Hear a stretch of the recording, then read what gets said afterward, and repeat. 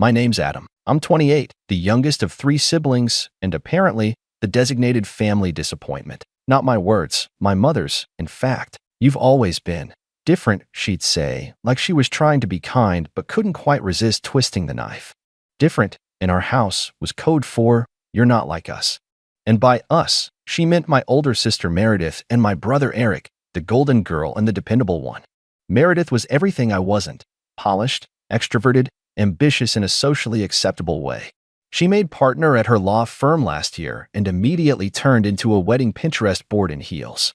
Eric was quieter, but he was mom's rock.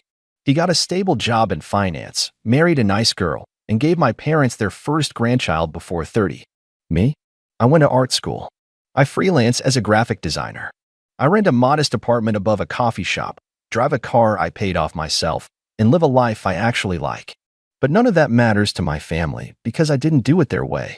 The engagement dinner for Meredith was held at this upscale restaurant with marble floors, gold-trimmed menus, and waiters who didn't write anything down but somehow never forgot your order. It was supposed to be intimate, just close family and a few friends. But knowing Meredith, it was more of a dress rehearsal for the main event.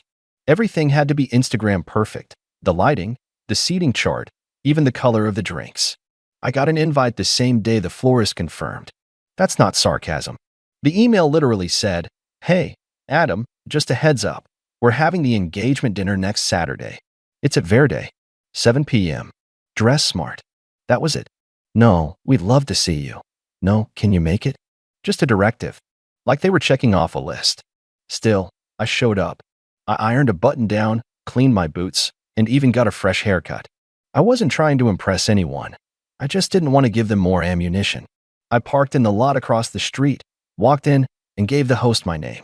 He raised an eyebrow, then led me through a long corridor into a private dining room at the back.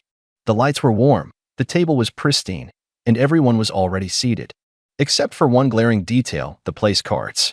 They were little folded cards with gold calligraphy, probably printed, not handwritten. Meredith said bride-to-be. Her fiancé, Ryan, said future groom. My mom and dad were mother of the bride and proud father. Even Eric had best brother. There was one card left. Mine. And when I saw it, my stomach dropped. The failure. At first, I thought it was a sick joke. A placeholder someone forgot to swap out. I stood there staring, not saying a word. And then I heard it: Snickers. Meredith's friend Tara covered her mouth with her wine glass.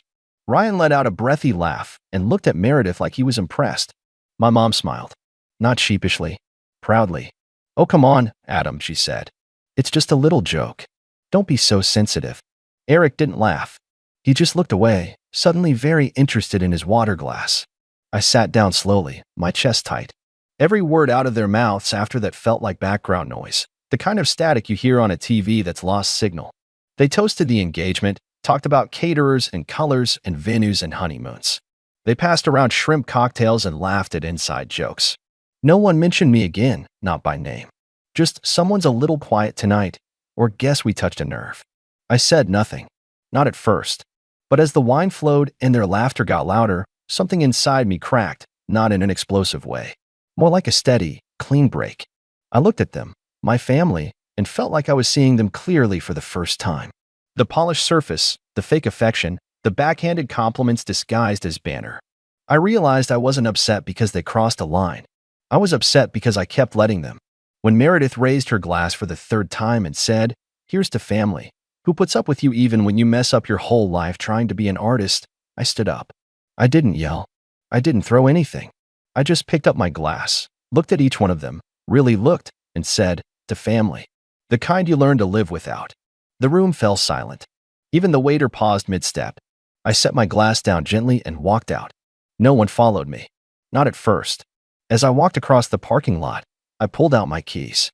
Ryan's car, technically leased under my name, because his credit wasn't good enough, was parked right next to mine. I'd been the cool future brother-in-law who helped them out a few months ago. But there's a reason I kept the spare key. And there's a reason I never took my name off the registration. I unlocked it, got in, and drove off without hesitation. On the way home, I called the venue they were planning to tour the following weekend. The deposit? Paid on my card. So were the reservations for their mini engagement trip to Napa and the custom cake tasting scheduled for Tuesday. One by one, I canceled every single one. Politely, of course. I didn't yell. I just explained there had been a change of plans. By the time I got home, my phone had begun buzzing. Meredith, Ryan, Mom, Eric, over and over. I didn't answer, because for the first time in years, I finally felt in control. And then the messages started pouring in. At first, it was just a trickle. A missed call from Meredith. A text from Mom that read, "What are you doing? Don't be ridiculous."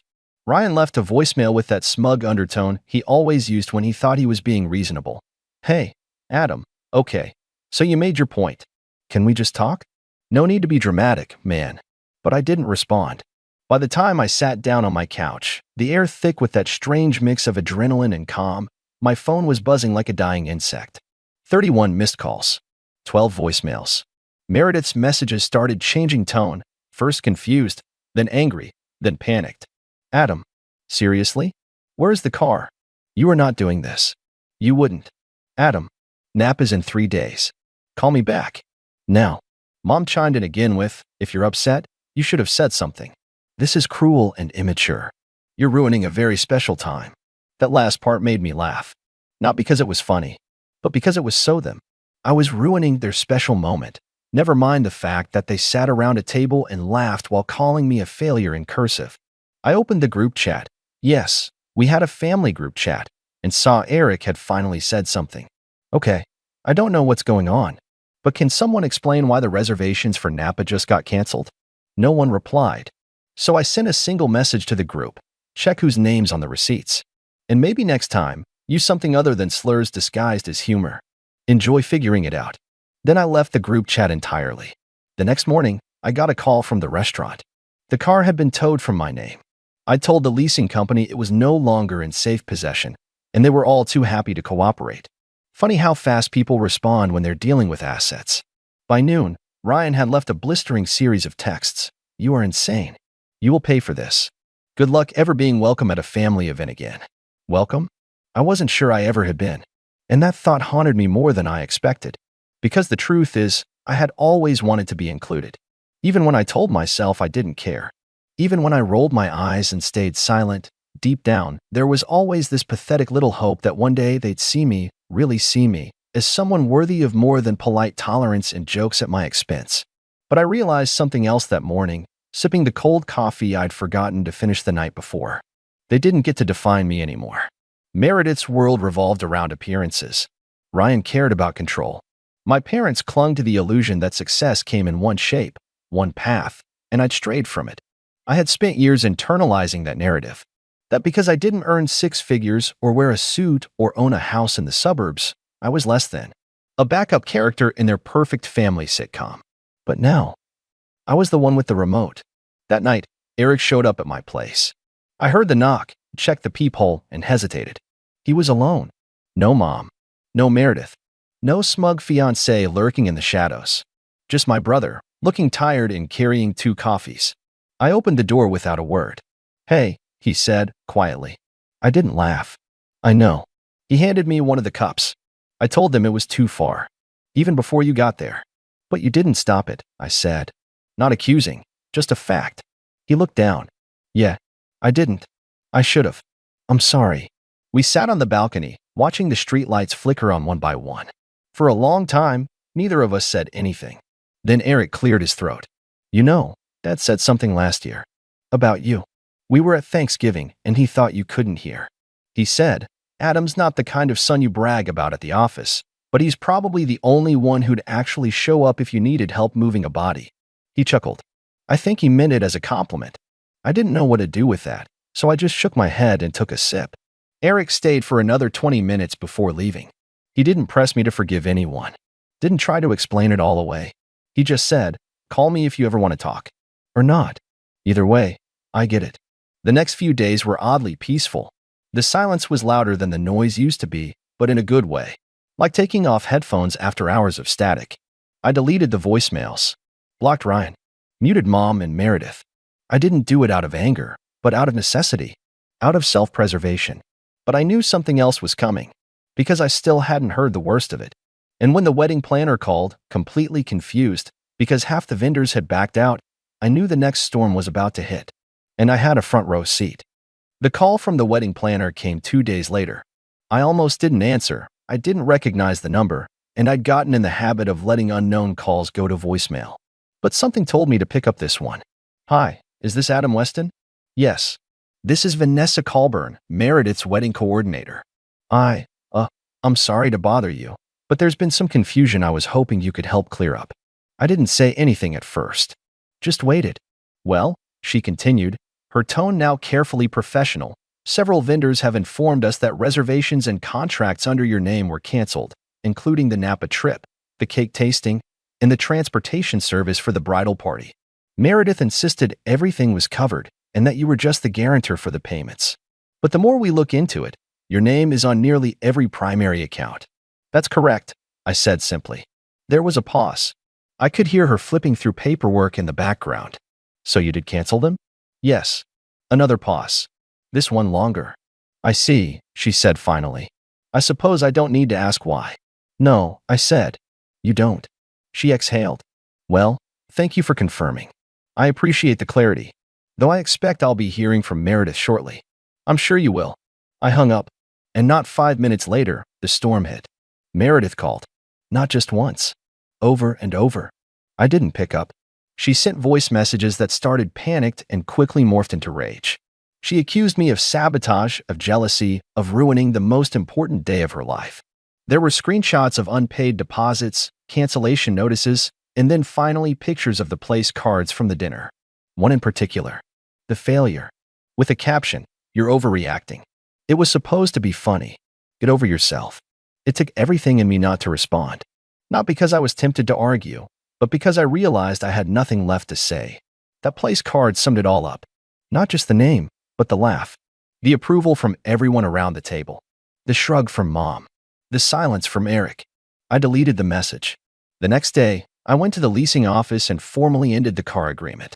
Since I was still the primary signer, the dealership repossessed it with no legal issues. Apparently, Ryan had already gotten a warning notice because he'd been dodging calls for a week. I left the dealership, walked to my car, and sat there for a while, staring out the windshield. It was strange. There was no satisfaction. No gotcha moment.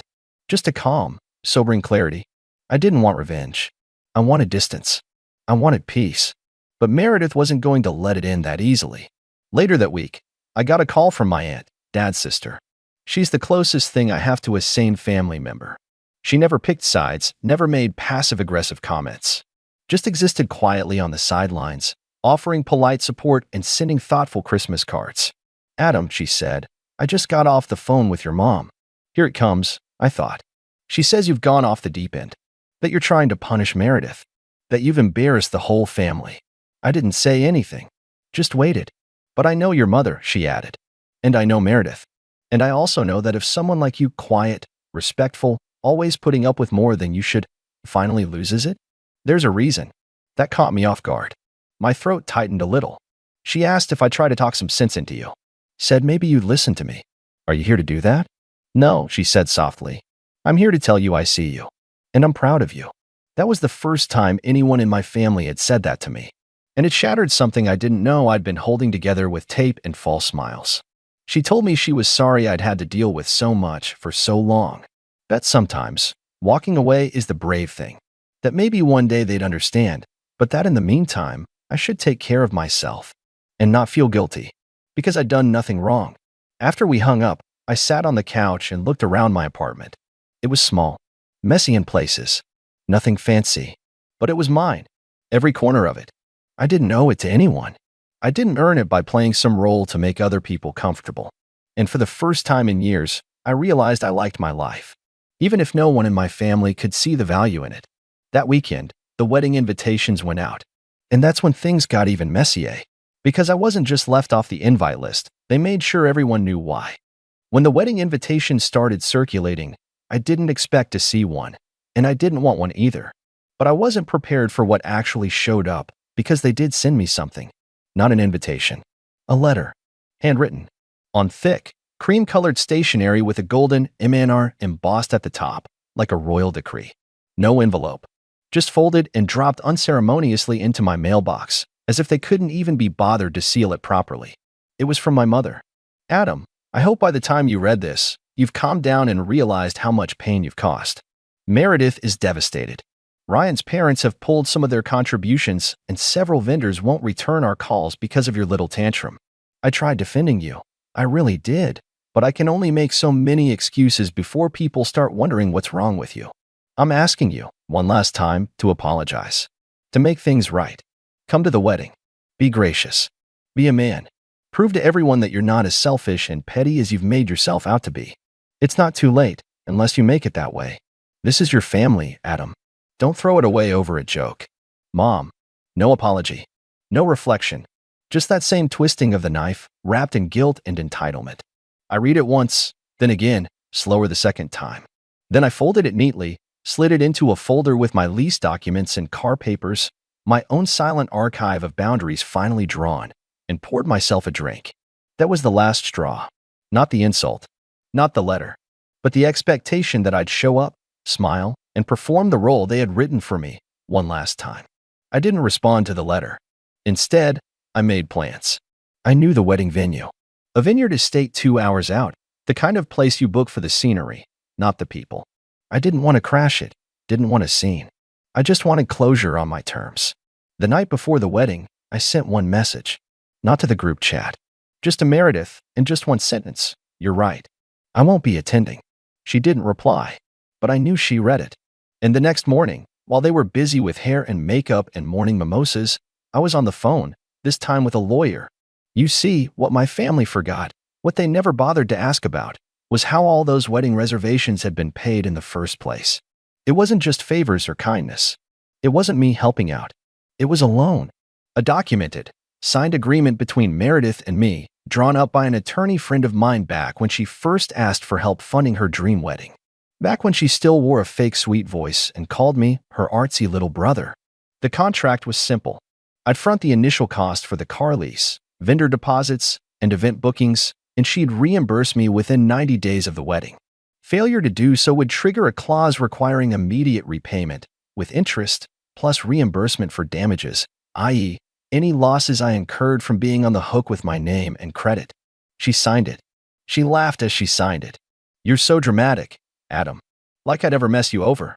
And now she had. The lawyer filed the demand letter that morning. Certified mail. A copy to her. A copy to Ryan. A copy to my parents, since they'd been involved in some of the financial arrangements. I didn't expect them to pay up. I expected them to react. And boy, did they. That afternoon, while I was at my apartment sketching out a client design for a new mural project, my phone exploded again. This time, it was Dad. What is this legal stuff, Adam? Are you seriously suing your sister on her wedding day? I didn't respond. He followed it with another call, then another, then a voicemail so long it got cut off. You ungrateful little, you think this is how you make a point? You think this makes you look like a man? No wonder no one takes you seriously. You always had a chip on your shoulder. I stopped listening, because for once, I didn't care. And I realized something even deeper. I had never been part of this family, not really. Not in the way they wanted. I wasn't the golden child. I wasn't the success story. I was the utility, the background player, the safety net, the ATM, the extra seat at the table to fill the photo.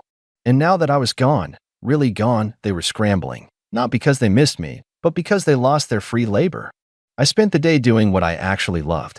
Working, drawing, listening to music I liked, eating food I made myself in silence, without criticism or fake smiles. That night, while they danced and posed for filtered photos under fairy lights, I sat on my fire escape with a glass of bourbon and watched the city glow. 2 weeks later, the real fallout began. Meredith and Ryan ignored the demand letter, pretended it didn't exist. So the lawyer filed the next step, a formal civil suit. When they were served, Mom called again. Not to yell this time, but to beg. Adam, please, don't do this. It's embarrassing. People are talking. This will ruin her reputation. I took a breath, steady and calm. Did you think about my reputation when you laughed at that place card? She was quiet. Did you think about my life when you handed me a bill and called it a favor? Still silent. I'm not doing this out of spite, Mom. I'm doing this because I let all of you walk over me for years. And I finally stood up. Click. The case dragged for months. Meredith tried to play victim. Ryan made threats. Their attorney tried to settle quietly. But my lawyer was firm. We had every receipt. every contract, every message. And eventually, they caved. They paid. Every cent plus damages. And I used that money to open a small studio space downtown. A quiet room with tall windows and high ceilings where I could paint, design, and breathe. It wasn't flashy. It wasn't huge.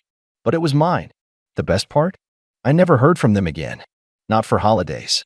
Not for birthdays. Not when Eric and his wife had their second baby. Not even when Dad retired and Mom posted about it on social media like it was a royal coronation. They cut me out. And for once, I wasn't sad about it. Because for the first time in my life, I felt free. Not angry. Not broken. Just free. I still have the place card. The failure. I keep it in a drawer at the studio. Not out of bitterness, but as a reminder that sometimes walking away isn't failure. It's survival. It's self-respect. It's the first step toward a life you don't need to justify to anyone, especially not the people who only called you family when it was convenient.